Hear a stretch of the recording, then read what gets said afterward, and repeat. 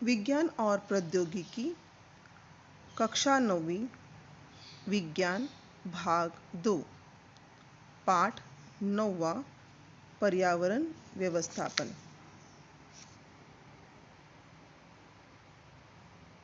पाठ के अंतर्गत पिछले क्लास में हमने जलवायु संबंधी जानकारी प्राप्त की थी। जलवायु का परिवर्तन, जलवायु का महत्व और साथ साथ मौसम विज्ञान यानी कि मेट्रोलॉजी के बारे में भी हमने जानकारी प्राप्त की थी।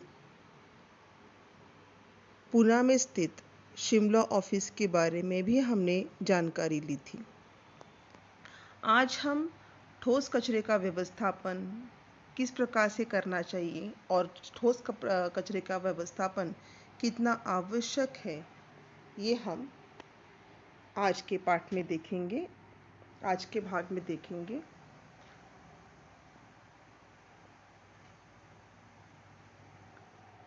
कचरा, ठोस कचरा, कचरे का जो वर्गीकरण है वो आजकल आप देखते हो कि लगातार म्यूनिसिपल कॉरपोरेशन की तरफ से, महानगर पालिका की तरफ से आपको बार बार ये सूचना दी जाती है कि आप अपने घर से निकलने वाले कचरे का वर्गीकरण करें, उसे 2 हिस्सों में बांटें, एक गीला कचरा और दूसरा सूखा कचरा। ये बात आपने बहुत बार सुनी होगी, देखी होगी। जगह जगह पर शहरों में इसके पोस्टर्स लगाए जाते हैं।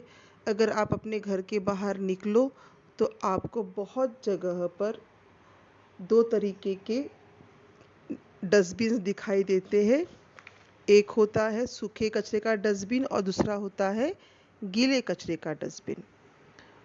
सूखे कचरे के लिए हरे रंग का डस्टबिन लगाया जाता है और गीले कचरे के लिए लाल रंग का डस्टबिन लगाया जाता है, या अलग अलग प्रकार के रंग, 2 अलग अलग प्रकार के रंग होते हैं और जिनको मेंशन किया जाता है, जिस पर लिखा हुआ होता है सूखा कचरा और गीला कचरा।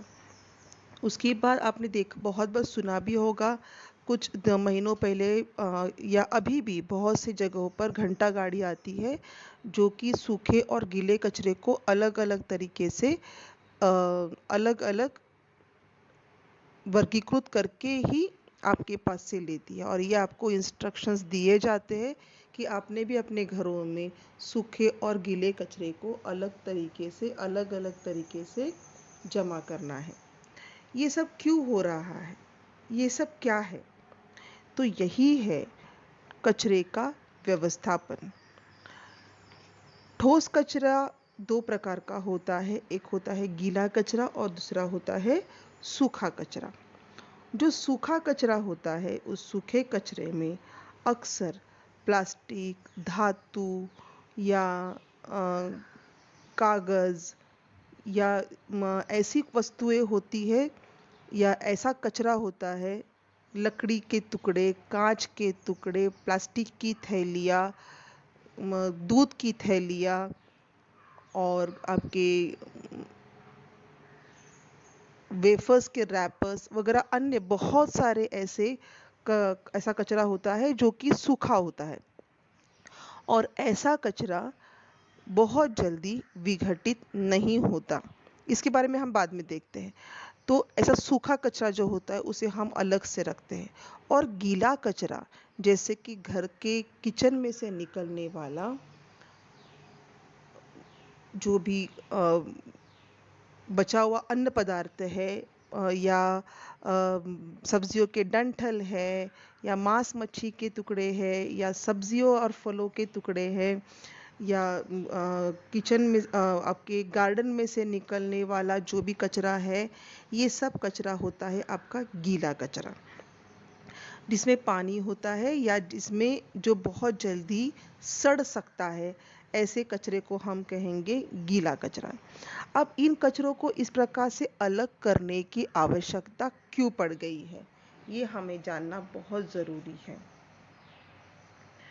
यहाँ आप देख सकते हो, आपको यहाँ पर जो चित्र बनाकर दिया गया है, यहाँ पे आप देख सकते हो कि पूरे फुटपाथ पर जो कि चलने की जगह है, आप देख रहे हो कि बाजू में यहाँ पर एक बस स्टॉप भी दिखाई दे रहा है और ये फुटपाथ बना हुआ है और फुटपाथ पर लोगों ने कचरा फेंका हुआ है।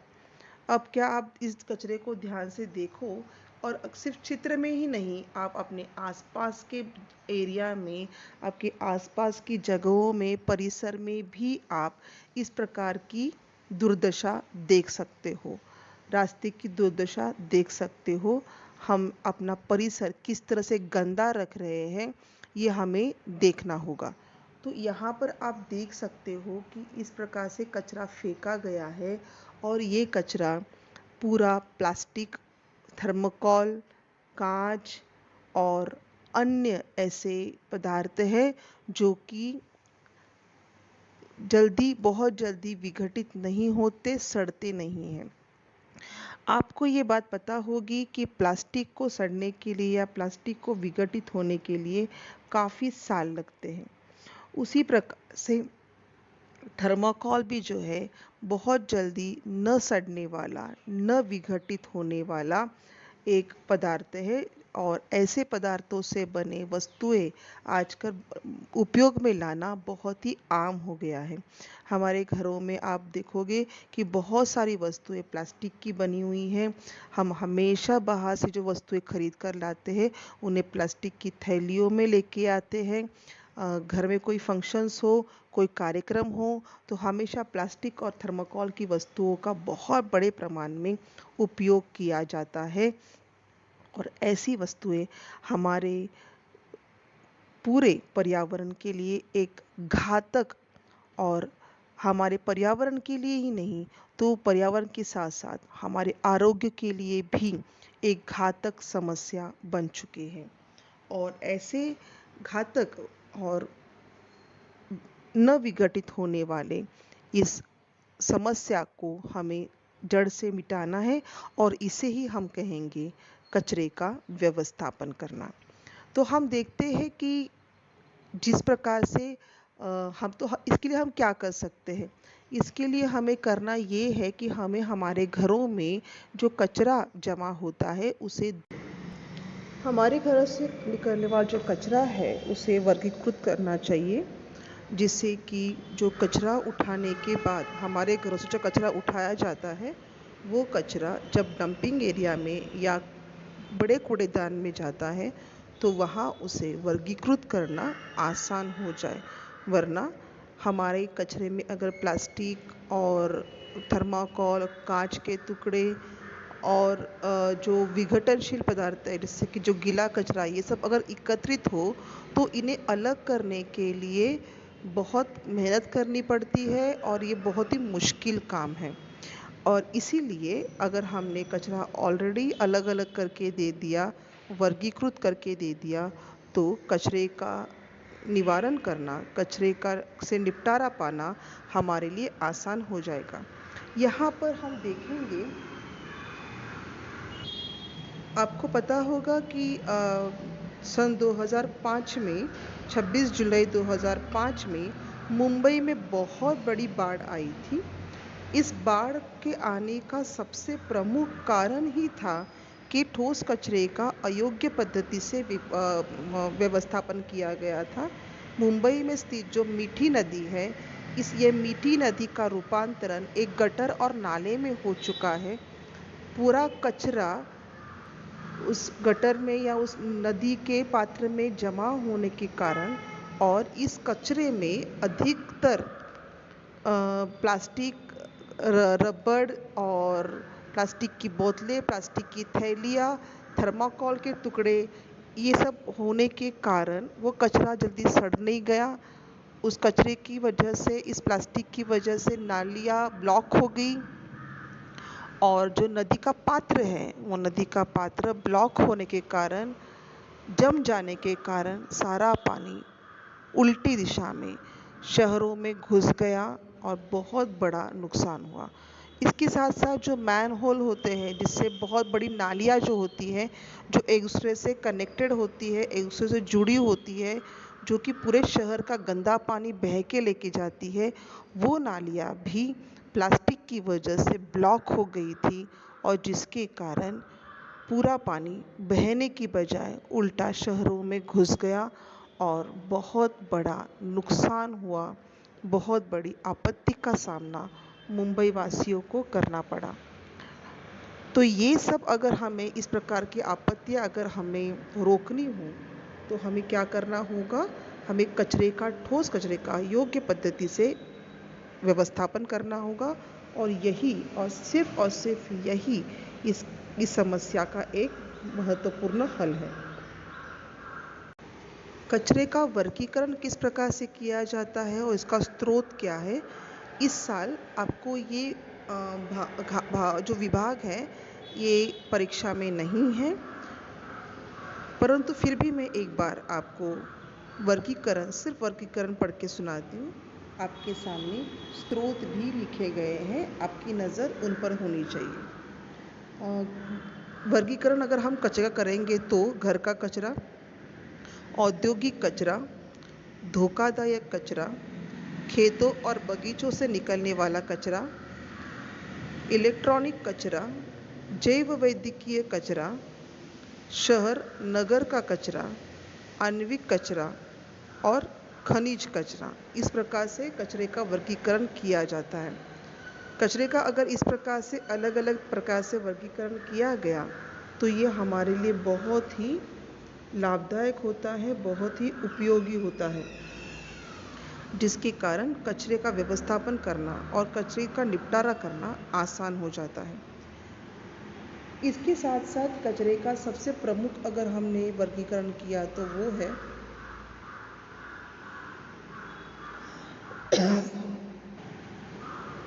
विघटनशील कचरा और अविघटनशील कचरा। अब विघटनशील कचरा किसे कहेंगे?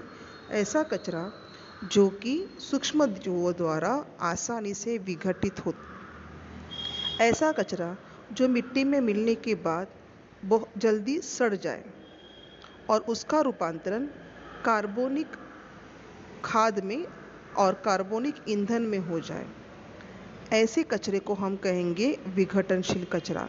जैसे कि रसोई से निकलने वाला कचरा, खराब भोजन, फल सब्जी, मिट्टी, राख, गोबर, ये सब क्या है? वृक्षों के भाग, ये सब क्या है? विघटनशील कचरा है। इसके विपरीत अविघटनशील कचरा यानी कि जिसका विघटन आसानी से नहीं होता, या ऐसे पदार्थ जिनका विघटन होने के लिए काफ़ी लंबा अरसा, काफ़ी साल, दीर्घकाल का कालावधि लगता है, या यूँ कहें कि इनका विघटन होता ही नहीं है। प्लास्टिक के बॉटल के ढक्कन का विघटन होने के लिए कम से कम 200 से 300 साल तक का कालावधि लग सकता है और तभी विघटन हो ज़रूरी नहीं है। तो ऐसे अविघटनशील कचरे का जो कचरा है उसमें प्लास्टिक, धातु, थर्मोकोल ऐसे अविघटनशील पदार्थ आते हैं जिसे हम सूखा ठोस कचरा कहते हैं। तो आप अब समझ गए होंगे कि गीला कचरा और सूखा कचरा का मतलब क्या है। गीला कचरा यानी जो विघटनशील कचरा होता है उसे गीला कचरा कहते हैं। प्लास्टिक की बोतल जिसमें पानी भरा हुआ है वो गीला कचरा नहीं होता, या सूखा हुआ अनाज ये सूखे कचरे में नहीं जाता। तो विघटनशील कचरे को गीला कचरा कहते हैं और अविघटनशील कचरे को सूखा कचरा कहते हैं।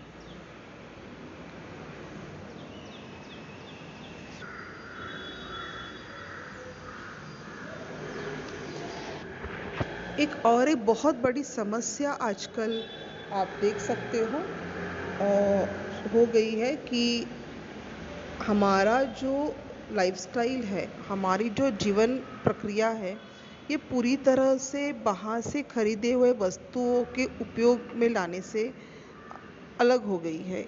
यानी कि प्लास्टिक की बोतल खरीदना या हर चीज़ में प्लास्टिक का उपयोग करना, हर चीज़ में थर्माकोल की चीज़ों का उपयोग करना, हमारे घर में, हमारे हाथ में, हमारी पर्स में हमारे बैग में हर छोटी मोटी जगह पर इलेक्ट्रॉनिक गैजेट्स होते हैं, इलेक्ट्रॉनिक उपकरण पाए जाते हैं। ये इलेक्ट्रॉनिक उपकरण जब खराब हो जाते हैं तो इनको फेंकने के बाद, ये उपकरण भी तो प्लास्टिक के बने होते हैं, या बहुत बार ये उपकरण ऐसी चीज़ों के बने होते हैं जो बहुत ही जल्दी विघटनशील नहीं होते हैं, जो बहुत जल्दी विघटित नहीं होते हैं। अविघटनशील पदार्थों में इनका समावेश होता है। तो ये भी बहुत बड़ी समस्या है। अब आगे देखते हैं कि ठोस कचरे का दुष्परिणाम क्या है। आप यहाँ पर देख सकते हो, आपको डायग्राम के ज़रिए कचरे का दुष्परिणाम जो है वो बताया गया है। आइए एक एक करके देखते हैं। ठोस कचरे का दुष्परिणाम, ये बहुत ही इम्पोर्टेंट प्रश्न है, परीक्षा में पूछा जा सकता है। सजीवों की विविधता पर परिणाम हो सकता है। कचरे की बदबू, विषैले गैसों की निर्मित, प्राकृतिक सौंदर्य का विनाश, वायु प्रदूषण, जल प्रदूषण, मृदा प्रदूषण और रोग प्रसार। ठोस कचरे का अगर योग्य पद्धति से व्यवस्थापन नहीं किया गया तो ठोस कचरे के कारण सजीवों की विविधता पर परिणाम हो सकता है। बीमारियां फैल सकती है। योग्य प्रजाति के जो सजीव हैं उनमें दुष्परिणाम दिखाई दे सकते हैं। उनकी विविधता पे इसका बहुत बड़ा असर पड़ सकता है। कचरे की बदबू बहुत दूर तक फैल सकती है। आप बहुत बार देखोगे कि आप किसी अच्छी जगह पर, किसी अच्छे बाग बगीचे में बैठे होते हो और आपको दूर तक कचरे की बदबू सहनी पड़ती है, और इस बदबू के कारण हमारा स्वास्थ्य बिगड़ जाता है, हमारा मानसिक संतुलन बिगड़ सकता है, हमें चिड़चिड़ापन आ सकता है और हम अस्वस्थ हो सकते हैं। विषैले गैसों की निर्मित, कचरा जब सड़ता है और बहुत बड़े प्रमाण में सड़ता है, या कभी कभी हम लोग कचरे को जला देते हैं, जिसके कारण कचरे में अगर कोई रासायनिक पदार्थ हो या कचरे में अगर कोई ऐसा पदार्थ हो जिससे कि विषैले गैस की निर्मित हो रही हो, तो वो हमारे लिए घातक होता है। इसके लिए बार बार कहा जाता है कचरे का व्यवस्थापन करना बहुत आवश्यक है। कचरा ये अगर फेंकने लायक चीज़ भी है या उसका कोई हमारी ज़िंदगी में महत्व नहीं भी हो, तो भी उसके केवल अस्तित्व के कारण हमारी पूरी ज़िंदगी बदल सकती है।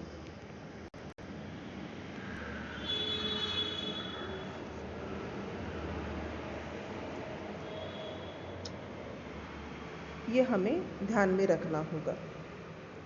इसके बाद प्राकृतिक सौंदर्य का विनाश, जिसे मैंने आपको बताया कि प्राकृतिक सौंदर्य जो है, हम अगर किसी बहुत अच्छे गार्डन में गए हैं, हिल स्टेशन गए हैं, या किसी हिस्टोरिकल जगह पे गए हैं, ऐतिहासिक जगह पर गए हैं, और वहाँ पर अगर आपको प्लास्टिक की बोतलें, थर्माकोल के टुकड़े या गंद अगर आपको दिखाई दे, तो वहाँ पर आपका जो आप जिस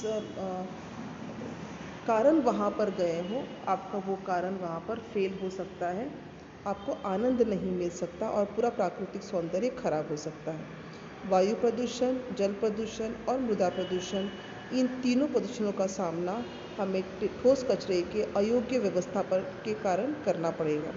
रोग प्रसार, आप देख रहे हो कि बार बार यहाँ पर बहुत सारे बीमारियों का सामना हमें करना पड़ रहा है। पिछले 2 सालों से हम कोविड जैसे महामारी से जूझ रहे हैं।